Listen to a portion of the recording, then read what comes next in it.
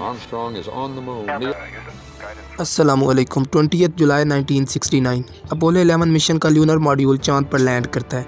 इसमें बैठे हैं नील आर्मस्ट्रॉन्ग और बज़ एल्ड्रिन। लैंडिंग के बाद नील आर्मस्ट्रॉन्ग दरवाज़ा खोलने की कोशिश करते हैं चांद पर लैंड करने के लिए। ये दरवाज़ा खोलना आसान नहीं होता क्योंकि प्रेशर बहुत ज़्यादा होता है, लेकिन थोड़ी ही स्ट्रगल करने के बाद ये खोलने में कामयाब हो जाते हैं। फिर ये अपने भारी से स्पेस सूट में नीचे उतरने की कोशिश करते हैं। निकलने का रास्ता इतना ज़्यादा नहीं था, इसीलिए अनजाने में ऊपर से टकरा कर एक ल्यूनर मॉड्यूल का छोटा सा टुकड़ा टूट जाता है।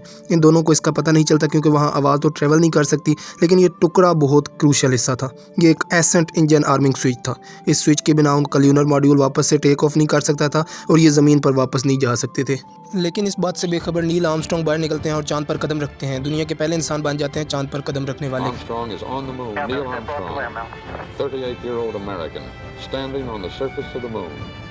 क्या थी इस अपोलो 11 मिशन की कहानी जानते हैं इस वीडियो में। तो शुरू करते हैं अपनी वीडियो अल्लाह ताला के नाम से जो हर चीज़ पर कादिर है। दोस्तों, आप लोग हैरान होंगे ये जानते हुए कि इस अपोलो मिशन के पीछे सबसे बड़ी वजह थी एक वॉर, स्पेसिफिकली कोल्ड वॉर, जो कि अमेरिका और सोवियत यूनियन के दरमियान चल रही थी।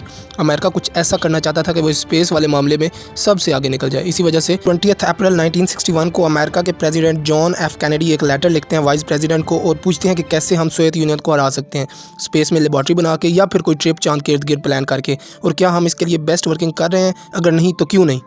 और कुछ ही दिनों में इनको रियलाइज़ हो जाता है कि अगला बड़ा कदम होगा इंसान को चांद पर भेजना। 25 मई 1961 को ये एक बयान देते हैं कि इसी डेकेड के अंदर अंदर ये इंसानों को चांद पर भेज देंगे, और सिर्फ यही नहीं बल्कि जिस इंसान को चांद पर भेजेंगे उनको ये सेफली वापस ज़मीन पर भी लेकर आएंगे। उस दौर में ये इसके लिए 7 से 9 बिलियन डॉलर्स एडिशनल फंडिंग देते हैं स्पेस प्रोग्राम को। काम शुरू हो जाता है 1963 से 1967 तक कई टेस्ट्स किए जाते हैं, लेकिन ये सारे टेस्ट्स अनमैन्ड होते हैं। 27 जनवरी 1967 को नासा अपोलो 1 मिशन प्लान करता है जो कि नाकाम हो जाता है और कैबिन में आग लगने की वजह से 3 एस्ट्रोनॉट्स मारे जाते हैं, लेकिन नासा हार नहीं मानता और वो मिशन जारी रखता है। Apollo 2, Apollo 3, 4 up to 10 mission होते हैं जिनमें सिर्फ तैयारी की जाती है। एट लास्ट अपोलो 10 में सारा प्लान एग्जीक्यूट किया जाता है माँ से वाहिद चांद पर लैंडिंग की।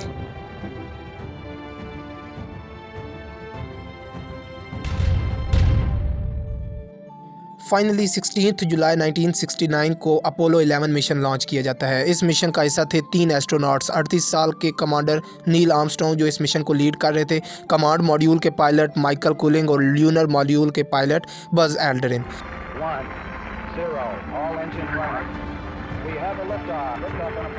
इनमें से नील आर्मस्ट्रॉन्ग और बज़ एल्ड्रिन तो बहुत ज़्यादा फेमस हो जाते हैं, लेकिन माइकल कूलिंग को इतना ज़्यादा नहीं जाना जाता। क्यों ऐसा, इसके पीछे बड़ी इंटरेस्टिंग रीज़न है जो आगे आपको बताएंगे। अपोलो एयरक्राफ्ट के 2 हिस्से थे, एक कमांड मॉड्यूल और दूसरा ल्यूनर मॉड्यूल।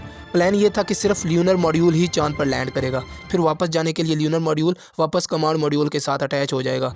एयरक्राफ्ट लॉन्च किया गया, करीबन 10 मिनट के अंदर अंदर ये क्राफ्ट ज़मीन के ऑर्बिट तक पहुँच जाता है।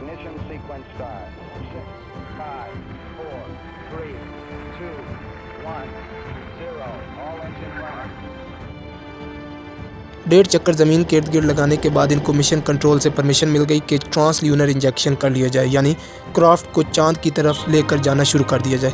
इस सारे प्रोसेस में तकरीबन 5 घंटों का वक्त लगा। इसके बाद इनको 3 दिन लगे चांद के ऑर्बिट तक पहुँचने में।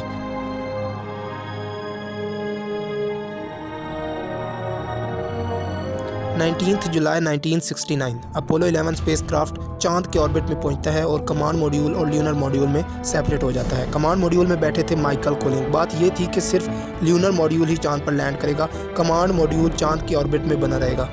इसीलिए माइकल कूलिंग को चांद पर कदम रखने का मौका नहीं मिला, जिसकी वजह से वो इतने ज़्यादा नहीं जाने जाते। बहरहाल ल्यूनर मॉड्यूल चांद पर लैंड करता है। 20 जुलाई 1969 को नील आर्मस्ट्रॉन्ग और बज़ एल्ड्रिन चांद पर उतरते हैं। वहाँ पर मुख्तलिफ पत्थर कलेक्ट करते हैं, सैम्पल्स कलेक्ट करते हैं, कई किस्म की साइंटिफिक इंस्ट्रूमेंट्स भी इंस्टॉल करते हैं और अमेरिका का झंडा भी लहरा देते हैं, और वो ये सब करते हैं सिर्फ 2 घंटे में। वापसी पर इनको रियलाइज़ होता है वो एसेंट इंजन आर्मिंग स्विच जिसका जिक्र मैंने शुरू में किया था।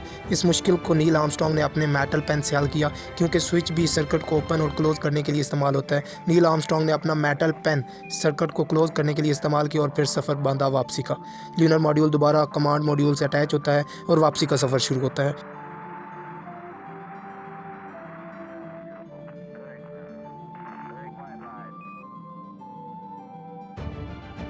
कामयाब वापसी पर ये समुंदर में लैंड करते हैं और सेफली रेस्क्यू कर लिए जाते हैं। वापसी के बाद कुछ दिनों तक इन तीनों एस्ट्रोनॉट्स को क्वारंटीन किया गया कि कहीं कोई वायरस वगैरह साथ ना आ गया हो, लेकिन ऐसा कुछ नहीं था और ऐसे अपोलो 11 मिशन कामयाब होता है।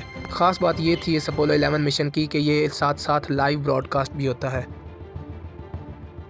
Internal 12, 11, 10, 9, ignition sequence start, 6, 5, 4, 3, 2, 1, 0, all engine running. We have a left next video में इंशाल्लाह अपोलो 11 मिशन के बारे में कुछ अफवाह दूर करेंगे कि क्या ये रियल था या फेक था। टिल देन अल्लाह हाफिज़।